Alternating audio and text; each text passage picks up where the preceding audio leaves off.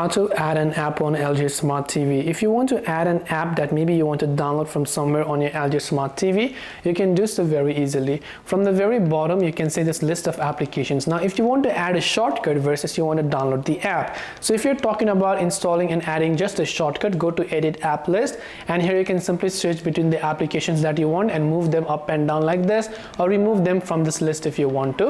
But if you're talking about adding an app and downloading it from internet, then go to this app section, which will take you to the App Store.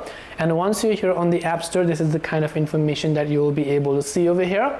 Then what you have to do from here is you simply want to make sure to go ahead, and then basically you'll open up your App Store. You can search for any applications of your choice depending upon whether it is available or not. And once you've done that, you will then be able to go ahead and then enter your login details, and then after that you will be able to download the application from your App Store.